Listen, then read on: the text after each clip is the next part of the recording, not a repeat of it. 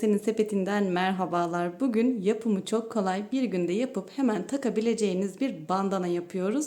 Bandanamızı bu sefer motiflerden yaptık. Biraz sıra dışı olsun istedik. Modelimizi de farklı kullandık. Dilediğiniz, istediğiniz tüm motif modellerini kullanabilirsiniz. Ama bizim birazcık farkımız olsun diye bugün Zara motif deseni üzerinde çalıştık. 11 santimlik motif hazırlıyoruz. Motifinizin İsmi, modeli, dokusu hiç fark etmez. 11 santimlik bir motifi daha sonrasında birleştireceğiz çünkü. 52-51 santimlik uzunlukta şöyle bir şerit motif birleştirdik. Daha sonrasında da onu bu şekilde dikerek motifimizi elde ettik. Ben normalde burada koton ip kullandım. Dilediğiniz tüm ipleri kullanabilirsiniz. Evinizde, elinizde olan. Yapımı çok kolay. Bakın bu şekilde gözüküyor. Bir günde yapıp hemen takabileceğiniz, sevdiklerinize hediye edebileceğiniz, hatta bundan küçük kazançlar elde edebileceğiniz bir model. Modeli yapmak istemiyorum, başka motiflerle kullanmak istiyorum derseniz 4 adet istediğiniz tüm motifleri de bandana üzerinde kullanabilirsiniz. Modelimize geçmeden önce küçük bir hatırlatma yapmak istiyorum. Bu gibi videoların daha fazla gelmesini dilerseniz sayfama abone olmayı, bu videoyu da beğenmeyi lütfen unutmayın. En baştan bunu hemen hatırlatma olarak yapalım. Hatta bu videoyu izlerken aşağıdan beğenme tuşuna basarsanız çok mutlu olurum. O zaman iştahınız da kabardıysa hadi hemen yapımına geçelim. Model yapımımız çok basit. Aslında bu motif Zara motif diye geçiyor. Bu tarifle beraber hem yeni bir motif modeli çıkartmış olacağız meydana, hem de çok kolay bir bandana yapmış olacağız. Motifimin genişliği 11'e 11 santim. 11 en 11 boy olarak düşünebilirsiniz yani. Tam 11 santimlik 4 tane motif hazırlayacağız. Bu motifi 3 tane önceden hazırladım sizin için. Şimdi bir tane de burada hep beraber hazırlayacağız. Eğer değişik bir motif arıyorsanız bu motif tam size göre. Bununla da zaten bandana yapıyoruz şu an ama bu modelden hırka, battaniye, kendinize yelek, atkı, şapka gibi birçok projede bu motifi de kullanabilirsiniz çok rahatlıkla. Normal koton ip kullanıyorum arkadaşlar. Normalde kağıtlarını da gösterenler var tabii ki ama sayfamın telif yememesi adına normal koton içerikli ip kullanıyorum. Zaten artık bunu hepimiz biliyoruz. Dilediğiniz marka, dilediğiniz türde ipi kullanabilirsiniz. Benim ipim de bakın bu şekilde ince bir koton ve ben bunu normalde elim 3 numarayı kaldırıyor. Fakat bu motifi örerken 2,5 numara tığ kullandım. Elinizin ayarına göre istediğiniz numarayı kullanabilirsiniz. 3 de yapabilirsiniz. Çok sıkıysa eğer 3,25 de kullanabilirsiniz tığ numaranızı. Ama ben burada bugün 2,5 numara normalde bir tığ kullanmış oldum.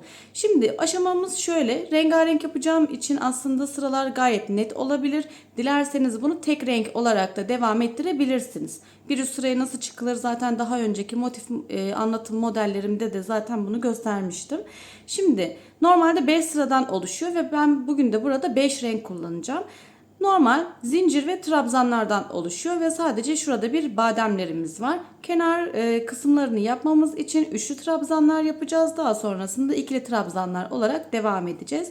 Sihirli halkamızın içine 20 tane ikili trabzan yapıyoruz. Daha sonra onu arttırma yaparak şu direk kısmına geçiyoruz. Daha sonrasında bademlerimizi tek tek diziyoruz ve motifimizi yuvarlak halden kare forma çevirmiş olacağız.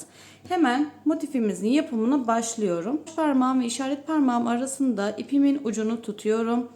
İşaret parmağımın etrafında bir tur çeviriyorum. Şöyle ipimi sıkıladım. Daha sonrasında ipin arasından giriyorum ve yumaktan gelen ipi bakın şu şekilde çekiyorum. Ve buraya bir tane sıkılama zinciri attığımda sihirli halkam olmuş oluyor. Şimdi bu sihirli halkanın içerisine 20 tane üçlü trabzan yapacağız. Üzerine ipimi aldım. 1, 2, 3 de çıktım. Üzerine ipimi aldım. Tekrardan bakın 3 tane ipim olmuş oldu tığımda. 1, 2, 3. 20 adet sihirli halkanın içerisine üçlü trabzan yapıyoruz bu sırada. 20 adet üçlü trabzanımı yaptım. İlk yapmış olduğum zincirle yukarıya çektim. Şu tepenin içine giriyorum ve buradan ilmeğimi geçirdim. İpimi biraz uzatıyorum. Örmüş olduğum örgüyü içinden geçirerek ipimi sıkıladım. Arkasındaki ipimi de çok fazla güç harcamadan Bakın bu şekilde kapatıyoruz. Biraz daha kapattık. Daha sonrasında hemen bu alan açılmasın diye şöyle bir ilmek atarak buraya sıkıladım. Daha sonrasında ipimi birazcık örgünün arasında bu şekilde gezdiriyorum. Örerken zaten bunu içine yediririz. İpimden de biraz pay bırakıyorum. İlk sıramız bitti. Şimdi bir arttırma yapacağız. Yani ikinci sıramıza geçiyoruz. Onun için de hemen farklı bir renk alıyorum. Kilitlemek için tığımı şöyle etrafında bir tur çevirdim. Bir zincir attım. Üzerine ipimi alıyorum. Tekrar üçlü trabzanlar yapacağız. Örgümün herhangi bir kenarından, bakın tam şu tepe noktasından batıyorum. Buraya üçlü trabzan yapacağım. İpimi ön kısma aldım ve üçlü trabzanımı yaptım. Şu ipimizin fazla ucunu da bakın tığımın üzerine aldım. Yumaktan gelen ipimi de tığımın üzerine aldım. Aynı noktanın içerisine bir tane daha üçlü trabzan yapıyorum. Bu sırada bütün tepelerin içerisine ikişerli olarak devam edeceğiz. 20 tane trabzanımız vardı. Bunu 40'a çıkartıyoruz. Arttırma yapacağız. Her bir ilmeğin içerisine üçlü trabzanlar yapıyorum. Bu şekilde ikinci sıramızı tamamlıyoruz. Sıra sonuna kadar bütün tepelerimizin içine çift olarak üçlü trabzanlarımızı yaptık. Sayımızı 40'a ulaştırdık. Tekrardan hemen yapmış olduğum ilk trabzan tepesinin içerisine batıp ipimi geçiriyorum.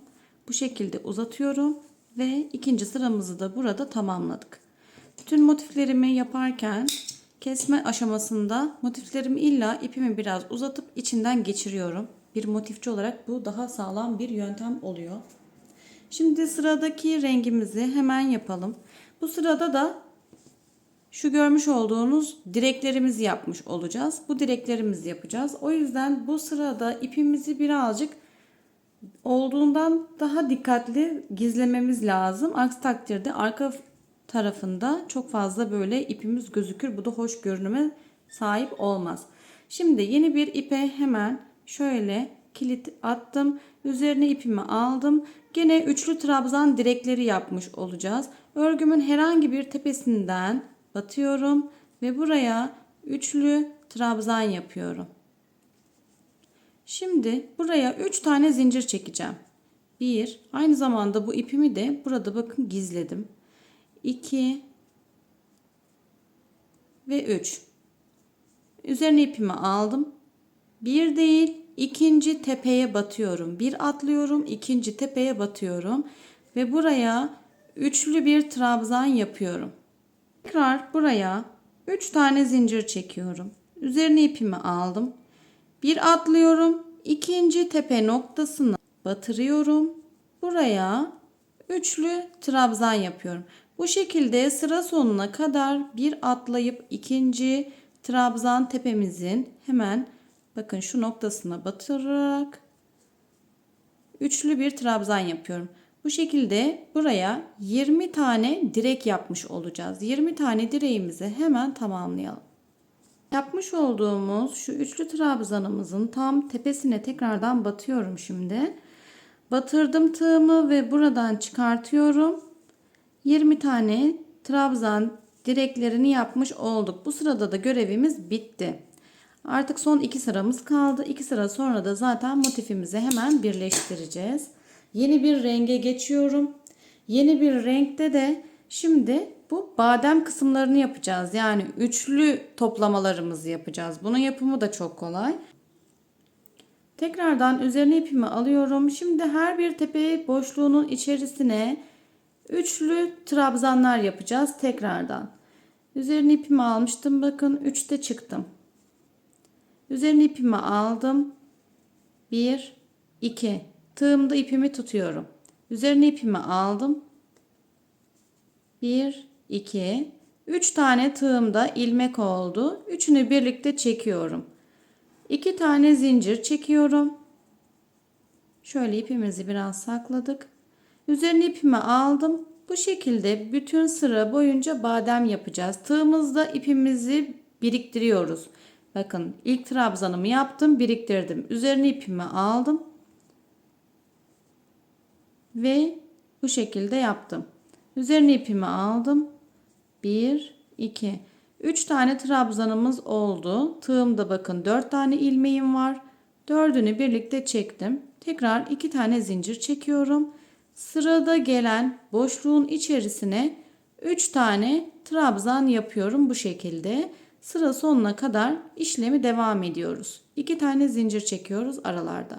Dördüncü sıramızı da bu şekilde hazırladık. Bademlerimizi yaptık. Arada 2 tane zincir. Hemen ilk yapmış olduğum tepenin içerisine batarak ilmeğimi kaydırıyorum. Ve bu şekilde bitiriyorum. Şimdi bu yuvarlak motifimizi artık kare bir forma çevirmiş olacağız. Onun da yapması çok kolay ve basit. Hemen hızlıca onu da yapalım istiyorum. Kilit zincirimi hemen hazırladım. Bu şekilde. Örgümün gene herhangi bir noktasından batıyorum. Üzerine ipimi aldım. Şimdi burada ilk köşemizi oluşturmuş olacağız. Önce şu köşeli kısımlarını yapacağız. Daha sonrasında normal trabzanlarımızı yapıp tekrar köşe oluşturacağız. Motifin yapımı çok kolay ve çok basit. Sadece birazcık hızlı anlattığımı düşünüyorsanız otomatik ayarlardan yavaşlatabilirsiniz. Yavaş anlattığımı düşünüyorsanız da hızlandırabilirsiniz. Ama bunu detaylı dinlerseniz eğer motifi zaten yapacaksınızdır. Örgü seviyesi çok kolay, zor bir motif değil. Şimdi üzerine ipimi aldım tekrardan. Buraya üçlü trabzan yapıyorum 3 tane.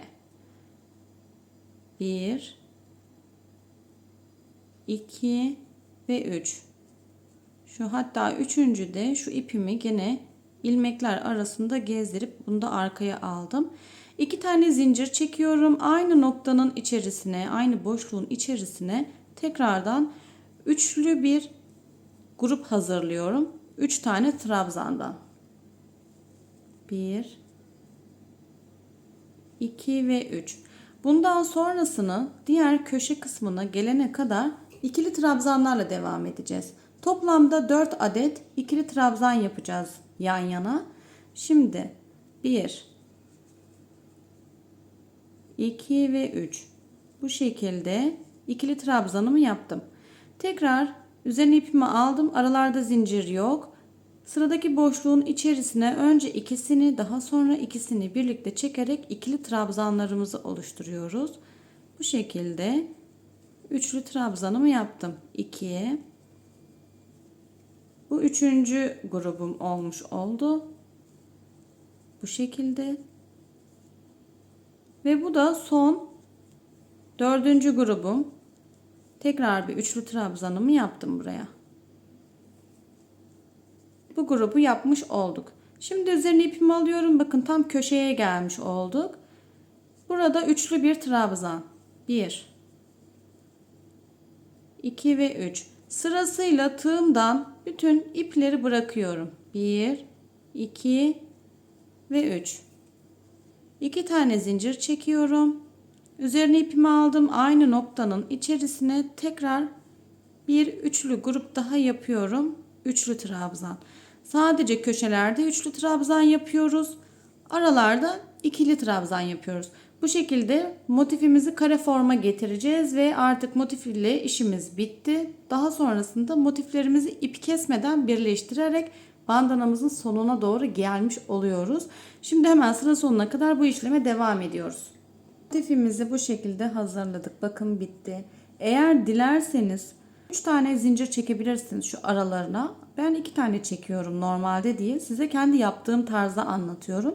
Elinizin sıklık ve bolluk aşamasına göre bu badem kısımlarındaki zincirlerimizi 2 değil de 3 de çekebilirsiniz. Baktınız çok toplandı, motifiniz sıkı oldu. O zaman o şekilde de devam edebilirsiniz. Şimdi kare motifimizi yaptık. Artık burada işlemimiz bitti. İlk yapmış olduğum tepe noktanın içerisine girerek ilmeğimi kaydırdım. Burada artık motifimi bitiriyorum. Şöyle tatlı, bu renge yakışacak gri bir rengi tercih ettim.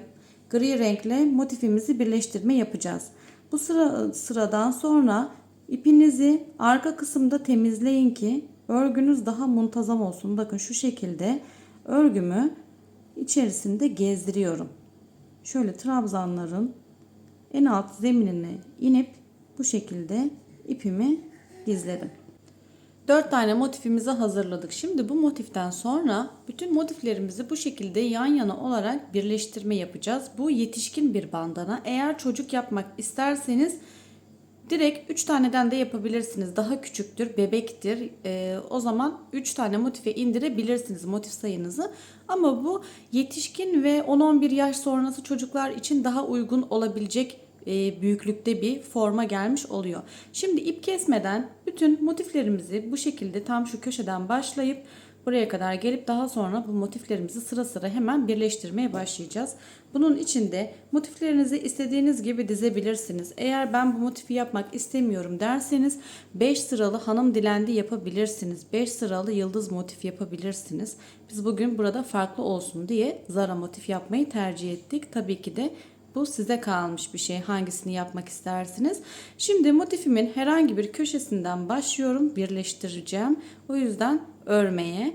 Bu sıradan itibaren bu şekilde normal trabzanlarımı etrafında U şeklinde dönmüş olacağım. Yani şu şekilde burada başlıyorum. Bu köşeye kadar, bir üst köşeye kadar motifimi bu şekilde birleştireceğim. Daha sonra yanına direkt başka bir motifi eklemiş olacağım. Hiç ipimizi kopartmadan devam ediyoruz. Şimdi bu köşede başladım. Direkt üçlü trabzanımı yaptım. Üzerine ipimi alıyorum. Zincir çekmeden sıradaki bakın boşluğun içerisine ikili trabzanlar yapıyorum bu sıradan itibaren. İkili trabzanlarla diğer tam karşı köşesine kadar etrafını dönüyorum. Göstermiş olduğum gibi bakın U şeklinde köşelerimizi ikili trabzanlar yaptık. 2 zincir çektik. Köşe harici herhangi bir yerinde zincir olmadan üçlü trabzanlarımızı yaptık. Hep ikili gruplar halinde hazırladık bunları. Üzerine ipimi alıyorum. Sıradaki motifimin hemen hiç zincir çekmiyorum. Bakın üzerine ipimi aldım. Hemen bu köşeden buraya bir tane ikili trabzan yapıyorum. Tekrardan üçlü grubumu yaptım. Şimdi motifimi şu şekilde çeviriyorum.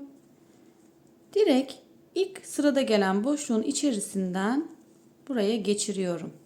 Sabitledim. Üzerine ipimi aldım. Sırada gelen bana bakan yeni motifimizin içine üçlü bir trabzan grubu yapıyorum tekrardan. Hiç zincir çekmiyorum bakın. Arka yüzünden şöyle sırada gelen boşluğun içerisine giriyorum ve hemen üzerine ipimi alarak karşıya geçiyorum. Bu şekilde ilmeklerimizi diğer motifle hem birleştiriyoruz hem de örüyoruz. Tekrar gösteriyorum. Üçlü grubumuzu yapmıştık. Motifimin arka yüzü bakın bana bakıyor. Ön yüzü burada. Karşı boşluğun içerisinden giriyorum. Bir zincir sabitledim. Üzerine ipimi alıyorum. Bana bakan motifte, yeni motifte hemen sırasına üçlü grubumu yapıyorum. Bu şekilde karşı köşesine kadar şimdi eşit oluyor zaten. Buraya sabitleyeceğiz. Buraya kadar sabitliyoruz motifimizi. Uç kenara geldim bakın. Arttırma noktası vardı burada. Bir altında 2 tane zincir. Bu kısma üçlü trabzan grubumu yaptım. Karşı tarafta da bakın tam köşe noktasına geldim. Buraya bir tane sık iğne yapıyorum. Üzerine ipimi aldım. Tekrar örmeye devam ediyorum. Bu şekilde bütün motiflerimizi birleştireceğiz. 4 tane motifimiz yan yana gelecek. Onu da hemen tarif edelim. Şimdi tekrardan bu gri ipimizle örmeye devam ediyoruz. Köşemizi yapıyoruz gene. Üçlü ikili trabzanlarımızı arada 2 zincir. Tekrar bu köşeye kadar geliyoruz. Daha sonrasında sırada gelen motifimizi birleştiriyoruz. Burayı örerken karşı motifimizi de birleştiriyoruz ve tekrar U yapıp 4 tane motifimizi yan yana getirmiş oluyoruz. Yan yana getirelim. Son motifimizin köşesinde tekrar buluşalım. 4 tane motifimizi bu şekilde bakın ip kesmeden birleştirdik ve böyle gözüküyor. Hemen en uçtan en uca ölçüsünü verelim hızlıca. Şöyle motifimizi en uçtan en uca ölçtüğümüzde 51 santim yapmış oluyor. 51 santimlik bir motif birleştirme yapmış olduk. Şimdi artık örgümüzün tam bu kısmını da dümdüz bir şekilde birleştiriyoruz. Uç noktasına geldiğimizde ipimizi uzunca bırakacağız ki dikme payı olsun. İpimizi tekrardan hiç düğümlemeyelim. Bakın bu şekilde şöyle rengarenk bir motif modeli meydana çıkmış oldu. Hemen sıra sonuna kadar tekrardan trabzanlardan oluşan dümdüz örgümüzü örmeye devam ediyoruz. Örgü örmeyi, motif birleştirmeyi bilen arkadaşlarım bu sırada komple dümdüz devam edecektir muhakkak ama yeni başlayanlar için hemen gösterelim. Şimdi üst sıramızda dümdüz şöyle çıktınız. Tam şu köşe noktamıza geldik. Bakın köşe noktamızda yapmamız gereken şey şu. Bir öncekisinde karşılıklı olarak birleştirmiştik. Aynı şu arttırma üçlü ikili trabzan boşluğuna geldiğimizde tekrardan bir üçlü grup hazırlıyorum. Buraya 3 tane ikili trabzanımı yaptım. Hiç zincir çekmiyorum arkadaşlar örgümde. Hemen bu boşluğun içerisine bir tane sık iğne yapıyorum. Üzerine ipimi alıyorum. Direkt karşı boşluğun içerisine atlıyorum. Bu sırada bunu yapıyoruz. Tam bu bakın şu kısım oluşmuş oldu. Yani alt sırada nasılsa üst sırada da aynı o şekilde devam etmiş oldu. Şimdi sıra sonuna kadar tekrardan örmeye devam ediyorum. Sonuna kadar geldik. Bütün sıramızı gri çok güzel bir şekilde şerit yaptık. Buraya 2 tane zincir çekiyorum. Başlamış olduğum ilk trabzan tepesinin içerisinden şu şekilde bir tane zincir çektim. Şimdi ipimi birazcık paylı bırakıyorum. Bu sıradan itibaren artık işimiz bitiyor. Bakın şu ipimi ucundan şöyle çekiyorum. Burayı sabitledim. Bu sıradan sonra şu işlemi yapacağız. Örgümüzü arka kısmından devam etmiş olacağız. Ön yüzü bize bakıyor. Şimdi 2 tane motifi şöyle yarım olacak şekilde birleştirdim bakın. Daha sonrasında bunu ikiye katlıyorum. Şu şekilde tam ortasını buluyorum. Diğer motifimin de ortasını buluyorum. Ve örgümün ters yüzü bakın. Ters yüzünden bu şekilde karşılıklı olarak örgümüzü dikeceğiz. Hemen dikmeye başlayalım. Zikzak bir şekilde bakın tam orantılı olarak katladık. İki motifimizi de şöyle yelpaze gibi aralarına geçirerek katladım. Şimdi burada dikeceğiz. Hemen önce şu örgümden birazını alıyorum. Burada dikme işlemi tamamen size kalmış. Dilerseniz sık iğne ile de birleştirebilirsiniz ama dikmek daha mantıklı. Bakın iğnemle bütün hepsinden geçiriyorum. Ve tam üst kısmından alıyorum bakın. Son ilmeğimin hemen üstünden alıyorum. Bu şekilde bütün motifimi sıra sonuna kadar çok sağlam bir şekilde dikeceğim ki çözülmesin. 4 tane bakın motif sıramız var burada. Bu 4 taneyi birden hep geçiriyorum üst üste. Tekrardan yaptım. Bu şekilde dikiyoruz. Hepsini iğnenize geçirdiğinizden emin olun arkadaşlar burada. Bu dikme kısmı da önemli. Daha sonrasında bu tepe kısmımızda kalacağı için dikilmemiş olursa hoş görüntüye sahip olmaz. Evet, sıra sonuna kadar hemen dikelim. Sağlam bir şekilde diktik. Hemen şöyle iğnemizle bir düğüm atıyorum buraya. Birkaç ilmek arası şöyle iğnemi gezdiriyorum ki sökülmesin. Sağlam dursun. Çünkü burası bizim tam tepemize gelecek yer. Hemen şöyle gezdirdim bakın. Artık işlemimiz bitti. Örgümüzü tekrardan çeviriyoruz. Arka yüzeyinden dikmiştik. Ön yüzeyinde şu şekilde bir gizlemişlik oldu. Ve bandanamız bu şekilde hazır. Dilerseniz daha farklı renklerde, daha farklı modellerde de yapabilirsiniz. Çocuk ve yetişkinler için uygun oldu ama bebek olarak mesela 3 yaş altı gibi çocuklarda motif sayımızı biraz daha küçülterek başka motifler deneyebilirsiniz. Ya da 3 tane motiften de yapabilirsiniz. Bu gibi videoların daha fazla gelmesini dilerseniz sayfama abone olmayı, bu videoyu da beğenmeyi lütfen unutmayın. Bir sonraki projemiz ne olsun? Aşağı yorumlara onu da yazarsanız ayrıca mutlu olurum. İzlediğiniz için teşekkürler.